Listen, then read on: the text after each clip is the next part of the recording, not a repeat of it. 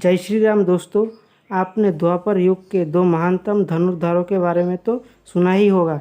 द्वापर युग में भगवान श्री कृष्ण के बाद अगर कोई पात्र सबसे ज़्यादा चर्चे में रहता है तो वो निसंदेह कर्ण और अर्जुन का ही है। इन दोनों ने अपने समय अपना रण कौशल भली भांति दिखाया था। वैसे तो ये दोनों आमने सामने कई बार आ चुके हैं, पर हम आपको आज द्रौपदी स्वयंवर का वृत्तांत ही बताएंगे, जहां कर्ण और अर्जुन का आमना सामना दूसरी बार हुआ था।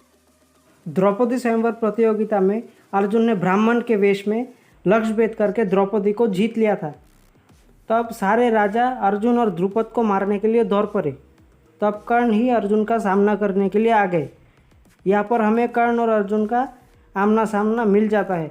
जैसे एक हाथी अपने प्रतिद्वंदी हाथी से भिड़ने आता है, उसी तरह कर्ण भी अर्जुन से भिड़ गए। वे दोनों एक दूसरे को पराजित करने के लिए तुमुल युद्ध करने लग गए।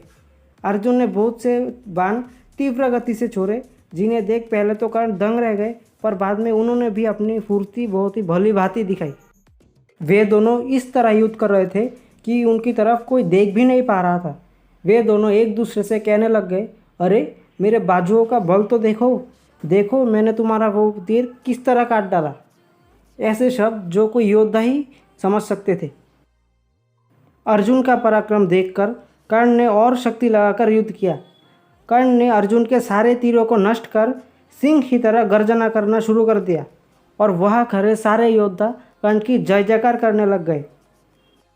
अब मित्रों, कर्ण का यह जोरों से गरजना और राजाओं का कर्ण के लिए जय जयकार करना हमें ये निश्चय कराता है कि कर्ण का पलड़ा इस युद्ध में भारी था। निश्चित रूप से कर्ण का पलड़ा इस युद्ध में भारी था और जीते हुए युद्ध को बीच ही में छोड़ दिया, क्योंकि उसे एक ब्राह्मण का वध करना उचित नहीं लगा, क्योंकि अर्जुन उस समय ब्राह्मण के वेश में थे। इसका प्रमाण आपको इस स्क्रीनशॉट में भी मिल जाएगा। दोस्तों, अगर आप ये स्क्रीनशॉट देख लेते हैं तो आपको पता चलेगा कि कर्ण, दुर्योधन और बाकी राजा लोग ब्राह्मणों से पूरी शक्ति लगाकर युद्ध नहीं कर रहे थे। कर्ण का ब्राह्मण वेशधारी अर्जुन से युद्ध करते समय बार बार यही लग रहा था कि ये कोई ब्राह्मण न होकर कोई क्षत्रिय हो सकता है।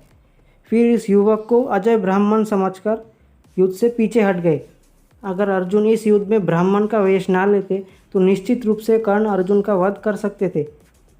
इस युद्ध के बाद युधिष्ठिर कर्ण का अद्भुत शौर्य देखकर डर गए और कर्ण को अर्जुन से श्रेष्ठ मानने लग गए। उनकी रातों की नींद भी हराम हो चुकी थी कर्ण का पराक्रम देखकर। मित्रों, अगर आपको हमारे ये वीडियोस पसंद आ रही है तो ज़्यादा से ज़्यादा शेयर कर देना और लाइक और सब्सक्राइब भी कर देना।